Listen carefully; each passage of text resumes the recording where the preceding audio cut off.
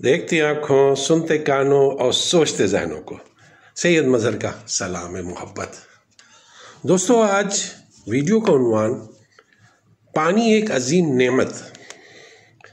دوستو، پانی یہ انسانی زندگی کا ایک اہم حصہ ہے جس کے بغیر زندگی ممکن ہی نہیں، اور یہ قدرت کا ایک انمول تحفہ ہے جو ہم تمام جانداروں کو عطا کیا گیا ہے، لیکن آج ہم اس کی اہمیت جانے بغیر اسے ضائع کیے جا رہے ہیں۔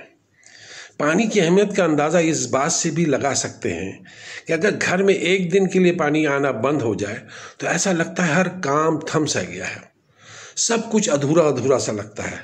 پانی کی غیر ضروری استعمال سے بچنے کی ہمیں بہت ضرورت ہے۔ دوستو، قرآن مجید میں اللہ تعالیٰ نے پانی کی اہمیت اور افادیت کے بارے میں ارشاد فرمایا ہے، جس سے واضح ہو جاتا ہے کہ اللہ تعالیٰ نے پانی میں حیات کی تاثیر رکھی ہے۔ اس لیے پانی پر صرف انسان ہی کا حق نہیں، بلکہ جتنا حق انسان کا ہے اتنا ہی دوسری مخلوقات کا بھی ہے۔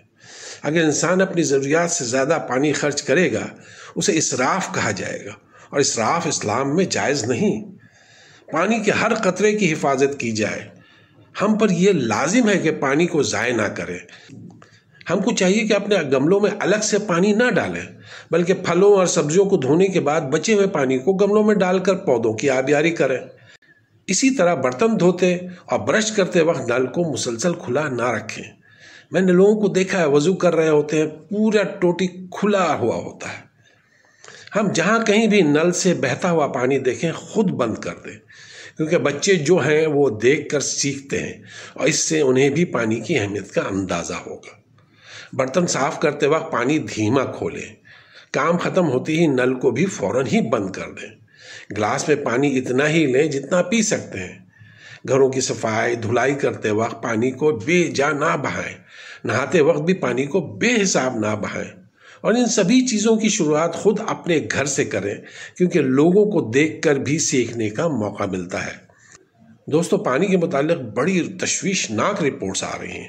اگلے 2-3 سال میں راولپنڈی، اسلام آباد میں پانی تقریباً ختم ہو رہا ہے۔ پانی کے زیر زمین ذخائر کم ہونے کی وجہ سے ہمیں بہت ہی سوچ بچار کی ضرورت ہے۔ ہمارے پیارے نبی صلی اللہ علیہ وسلم کی سنت کے عین مطابق پانی کو کم سے کم استعمال کیا جائے اور کسی بھی طرح دوبارہ استعمال کیا جائے۔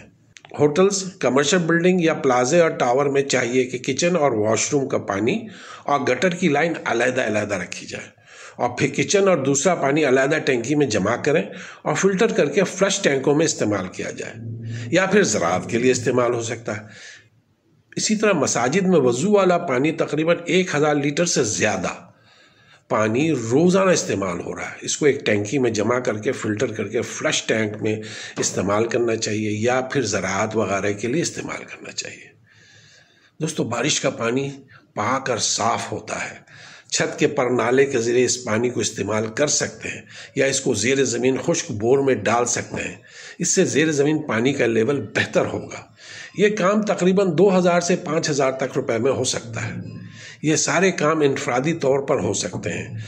ہم حکومت کو تو الزام دیتے رہتے ہیں، لیکن ہم خود بھی کچھ نہیں کرتے۔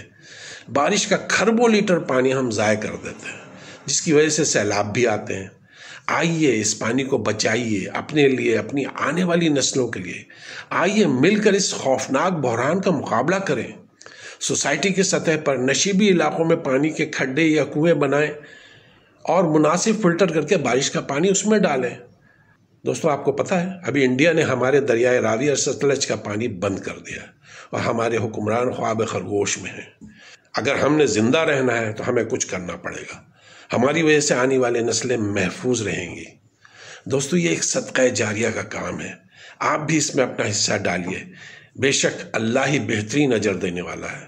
بہت شکریہ میرے دوستوں۔ اپنا اور اپنے آس پاس کے لوگوں کا بہت خیال رکھیے۔ اللہ تعالیٰ آپ کو خوش رکھے۔